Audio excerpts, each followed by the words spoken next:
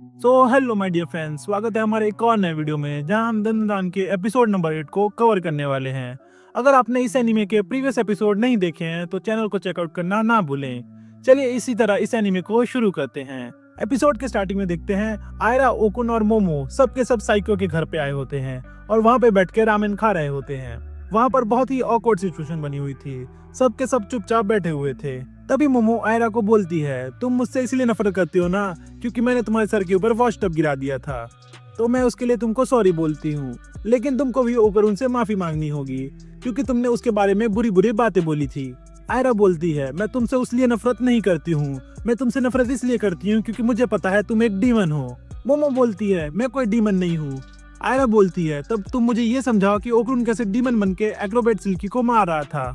और साइको तुम्हारी grand mother नहीं है, वो तो कितनी यंग और क्यूट है। ये बात सुन के साइको बहुत खुश हो जाती है और बोलती है, ये तो कितनी अच्छी लड़की है और मोमो तो एक डीमन है। मोमो साइको को कहती है, चुप हो जा बुढ़िया, तू यहाँ पर मिसअंडरस्टैंडिंग बढ़ा रही है। आयरा कहती है, मुझे पता है यहाँ पर तुम दुनिया खत्म करने आई हो। तब मोमो कहती है, अगर मुझे दुनिया ही खत्म करनी पड़ती तो सबसे पहले मैं तुम्हारा ही सर उड़ाती। इसी बात पर दोनों में लड़ाई हो जाती है और दोनों रामेन खाते खाते लड़ने लगते हैं।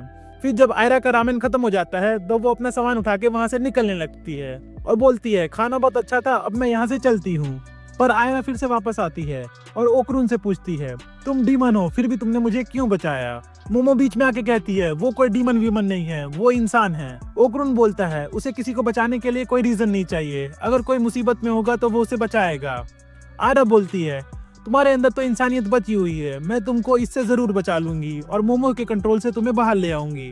और वो वहां से शर्माते हुए भाग जाती है। फिर हमें पता चलता है कि आयरा को तो ओकरून से प्यार हो गया है और वो बहुत ही शर्मा रही है। वो रास्ते में जाते हुए सोचती है, ये सही नहीं है, वो एक डीमन है और मैं इंसान, ऐसा नहीं हो सकता है। तभी हम नेक्स्ट सीन में देखते हैं ग्रैनी और साइको ओकरून के बॉल से बेसबॉल खेल रही थी। ग्रैनी बॉलिंग कर रही थी और जब वो बॉल को फेंकती है तो साइको अपने बैट से उस बॉल को मार नहीं लगती है पर मिस कर देती है। वो बॉल सीधा पीछे बैठे ओकरून के जाके लगती है और वो वापस से चिपक जाती है। अगर वो बैट ओकरून के बॉल्स को लगता तो ओकरून को ही पता है उसे कितना दर्द होता। अब सब खुश हो जाते हैं कि ओकरून को उसकी एक बॉल वापस मिल गई है, लेकिन दूसरी कहाँ है अभी भी किसी को कहीं नहीं पता है। मोमो ओकरून से कहती है, congratulation, you got your testicle back. But Okarun embarrass हो जाता है। नेक्स्ट डे ओकरून और मोमो स्कूल जाते हैं। मोमो ओकरून से पूछती है, क्या तुम्हारे पास कंप्यूटर है, तब हम ऑनलाइन फॉर्म्स पे तुम्हारी दूसरी बॉल भी ढूंढ सकते हैं। लेकिन ओकरून मना कर देता है। ओकरून अब अपनी क्लास के पास आ गया था और वो वहीं रुक जाता है। मोमो आगे बढ़ जाती है। मोमो ओकरून को बोलती है, लंच टाइम तुम टेरेस पर आ जाना, हम लोग साथ में लंच करेंगे। पर ओकरून मना कर देता है और बोलता है, मुझे रिपोर्ट बनानी है, मैं नहीं आ सकता। मोमो कहती है, कोई बात नहीं, हम लोग छुट्टी के बाद इंटरनेट कैफे चल लेंगे। पर ओकरून उसके लिए भी मना कर देता है। मोमो को कुछ गलत फील होता है लेकिन वो फिर भी अपनी क्लास में वापस चली जाती है। लंच टाइम के दौरान मोमो अपने दोस्तों के साथ लंच करने जाती है। उसके दोस्त पूछते हैं, ओकरून कहाँ है। मोमो बताती है, उसे रिपोर्ट लिखना था इसलिए वो आज नहीं आ पाएगा। उसकी दोस्त बोलती है, ओकरून कितना अच्छा लड़का है, काश वो मेरी भी रिपोर्ट लिख देता। पर मोमो को कुछ गलत फील हो रहा था तो उसकी दोस्त पूछती है, क्या तुमको लग रहा है कोई लड़की का चक्कर है। पर मोमो कहती है, ऐसा नहीं हो सकता है। मोमो फिर लंच के बीच में उठ जाती है और कहती है, मुझे ड्रिंक लेने जाना है। और उसकी दोस्त बोलती है, मेरे लिए भी एक ड्रिंक लेकर आना। मोमो जब ड्रिंक लेकर अपनी क्लास में वापस जा रही होती है तो वो स्कूल के यार्ड में देखती है ओकरून आयरा के ऊपर गिरा पड़ा है और उन्हें देखकर ऐसा लगता है कि वो दोनों मेकआउट कर रहे हैं। तभी हमें कुछ देर पहले का सीन दिखाया जाता है जहाँ पर ओकरून एक्सरसाइज कर रहा था। वो सोच रहा था कि जब नेक्स्ट टाइम वो अपनी बॉल्स ढूंढने जाएगा तब वहाँ पर भी मॉन्स्टर आ सकते हैं, इसलिए उसे स्ट्रॉन्ग बनना होगा और इसीलिए वो एक्सरसाइज कर रहा था। उसने मोमो को भी झूठ बोला था कि उसे रिपोर्ट लिखनी है। तभी वहाँ पर आयरा आ जाती है और वो ओकरून को किस करने का ट्राई करती है। वो बोलती है कि मैंने एक बुक में पढ़ा था कि अपने प्यार का इजहार ऐसे ही करते हैं। अब सच सच बताना, अगर आप ओकरून की जगह होते तो आप क्या उसे किस करने देते? कमेंट सेक्शन में अपना जवाब जरूर बताना। पर ओकरून हम लोग जैसा नहीं था, वो उसे नहीं करने देता है और उसे धक्का मार देता है। इसी बात पर दोनों की लड़ाई हो जाती है और दोनों हाथापाई हो जाते हैं, फिर एक दूसरे के ऊपर जाकर गिरते हैं। उसी टाइम मोमो जूस लेकर जा रही थी और उन्हें देख लेती है। उसे लगता है कि वो दोनों मेकआउट कर रहे थे। मोमो वहाँ पर जूस फेंककर अपनी क्लास की तरफ जाने लगती है। ओकरून जूस पकड़कर उसका पीछा करता है और बोलता है, जैसा तुम सोच रही हो वैसा बिल्कुल नहीं है। पर मोमो उसकी एक भी बात नहीं सुनती है। मोमो उससे पूछती है, क्या तुमने रिपोर्ट को लेकर मुझसे झूठ बोला था? तो ओकरून बोलता है, हाँ मैंने झूठ बोला था, पर वो रीजन नहीं है। फिर मोमो उसका एक भी बात नहीं सुनती है और बोलती है, तुम मुझे कुछ मत बोलो, और वहाँ से चली जाती है। मोमो बहुत सैड हो गई थी। वो अपनी क्लासमेट के सामने भी बहुत सैड थी। वो लोग बायोलॉजी की क्लास में थे, जहाँ पर वो श्रिम्स के बारे में जान रहे थे कि श्रिम्प कितना स्ट्रांग होता है। पानी के अंदर एक श्रिम्प बहुत स्ट्रांग होता है, लेकिन पानी के बाहर आते ही वो कमजोर हो जाता है। पर मोमो का क्लास में ध्यान नहीं था, वो तो अभी भी उस बारे में सोच के बहुत सैड थी। तभी हमें ओकुरुन को दिखाया जाता है, जो क्लास में बैठकर भी एक्सरसाइज कर रहा था। वो सोचता है एक्सक्यूजेस बनाने से कुछ नहीं होगा और मुझे मोमो को दिखाना होगा कि मैं स्ट्रांग बन रहा हूँ। तभी पूरी क्लास में अंधेरा हो जाता है और पूरे स्कूल में पानी भर जाता है। ओकुरुन सोच ही रहा होता है कि ये क्या हुआ, तभी उसे चिल्लाने की आवाज सुनाई देती है। ये कोई और नहीं, आयरा थी।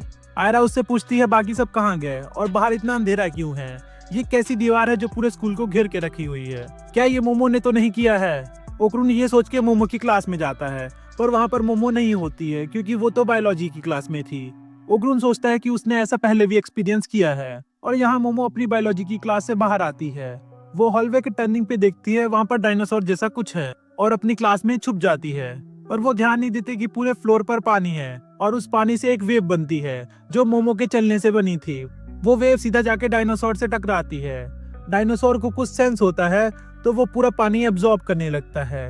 एब्जॉर्ब करने के बाद वो अपने मुंह से लेजर बीम छोड़ता है। वो मोमो की क्लास को बीच में से काट देता है, पर मोमो बच गई थी क्योंकि वो बैठी हुई थी। तभी हम ओकुरुन को देखते हैं, जिसे धमाके की आवाज सुनाई देती है। वो सोचता है ये क्या हुआ। फिर वो आयरा को बताता है कि ये पहले भी हुआ था, ये सब एलियंस कर रहे हैं। आयरा पूछती है एलियंस, एलियंस क्या सच में होते हैं। ओकुरुन बोलता है हाँ, एलियंस होते हैं और पता नहीं क्यों वो इंसानों के रिप्रोडक्टिव पार्ट चुराने की कोशिश करते हैं। तभी ओकुरुन को एक एलियन दिखाई देता है जो बॉक्सिंग स्टांस में खड़ा था और वो देखने से भी बॉक्सर लग रहा है। वो एलियन आयरा और ओकुरुन पर अटैक कर देता है, पर ओकुरुन अपने मॉन्स्टर फॉर्म में आके आयरा को बचा लेता है। ओकुरुन जब उस एलियन पर अटैक करने का सोच ही रहा था, तभी वो हिप्नोसिस हो जाता है और अपने नॉर्मल फॉर्म में वापस आ जाता है। उसे किसी की साइकिक पावर जमीन की तरफ पुश कर रही थी और उसे उसके मॉन्स्टर फॉर्म में वापस नहीं आने दे रही थी। फिर हम देखते हैं ओकुरुन को चारों तरफ से एलियंस ने घेर रखा है। वो 3 एलियन थे जो ओकुरुन का केला चुराने आए थे। अब तो हमें यही नहीं समझ आ रहा ओकुरुन के केले में ऐसा है क्या जो सभी को उसका केला चाहिए। कभी उसके केला गायब होता है और कभी बॉल्स। ओकुरुन आयरा को भागने को कहता है क्योंकि वो एलियंस वुमेन्स को ही टारगेट करते हैं। कहीं ये एलियंस दिल्ली से तो नहीं है, बाकी तो आप समझ ही रहे हो। वो एलियंस बताते हैं कि वो ओकुरुन के लिए ही वहाँ पर आए हैं, उन्हें उसकी पावर्स चाहिए, इसीलिए वो उसे ले जाएंगे और उसका केला काट देंगे। फिर वो उस पर एक्सपेरिमेंट करेंगे और उसकी पावर्स को अपने अंदर ट्रांसफर कर लेंगे। पर ओकुरुन बताता है कि वो तो बहुत कमजोर है, ये पावर्स तो कर्स की है। एलियंस को तो कुछ भी समझ नहीं आता है। वो पूछते हैं कर्स कौन सा केला है। फिर एलियंस अपनी साइकिक पावर यूज कर ओकुरुन को हवा में उठा लेते हैं। उसके सारे कपड़े फट चुके थे। अब एक एलियन अपने केले वाली जगह से कैंची निकालता है और बोलता है हम तुम्हारा केला इसी से काटेंगे। ओकुरुन बहुत डर गया था, पर तभी तीनों एलियंस पर अटैक होता है और हम देखते हैं वो अटैक किसी ने अपने बालों से किया था। वो और कोई नहीं, आयरा ही थी, जिसके अंदर सिल्की की पावर्स आ गई थी। अब हमें पता चलता है कि ऑरा ट्रांसफर करने से सिल्की की पावर्स भी आयरा के अंदर आ चुकी हैं।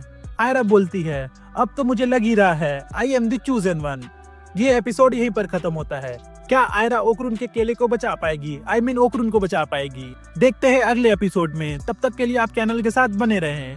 अगर आपको ये वीडियो थोड़ी सी भी पसंद आई है तो चैनल को लाइक करें, वीडियो को सब्सक्राइब करें। चैनल को सब्सक्राइब करें और वीडियो को लाइक करें। मिलते हैं आपसे एक और नए वीडियो के साथ, तब तक के लिए बाय बाय।